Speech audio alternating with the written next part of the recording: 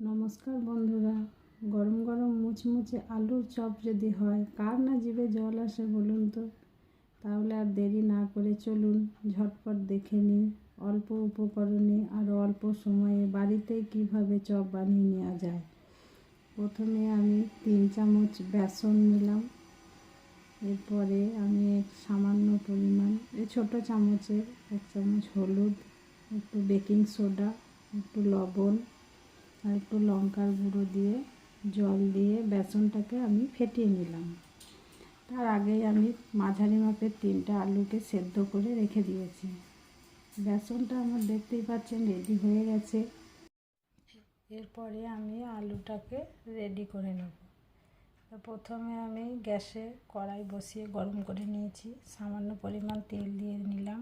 এরপর জিরে ফোড়ন দিলাম। এরপর ঘষে রাখা কিছুটা আদা দিয়ে দিলাম। নেড়ে চেড়ে নিয়ে সেদ্ধ করে রাখা আলুটা আমি দিয়ে দিলাম। এরপরে আমি একে একে গুঁড়ো মশলা দেব। প্রথমে দিলাম একটু হলুদ গুঁড়ো, সামান্য পরিমাণ লঙ্কার গুঁড়ো, আর দেবো একটু জিরে গুঁড়ো। তারপরে দিয়ে দিলাম কুচিয়ে রাখা কাঁচা পাকা লঙ্কা। এরপরে দিয়ে দিলাম সামান্য পরিমাণ চিলি ফ্লেক্স, সামান্য পরিমাণ ভাজা মশলা দিলাম। এগুলোকে দিয়ে নেড়ে চেড়ে আমি আলুটা নামিয়ে নিলাম। একটুখানি ঠান্ডা হয়ে যাওয়ার পর এটাকে আমি হাতে করে গোল গোল যেরকম চপের আকার হয় সেরকম আমি বানিয়ে নেব। এর আগে থেকে বেসনটা আমার রেডি করাই আছে, দেখতে পাচ্ছেন। কড়াইয়ে তেল গরম হয়ে গেছে।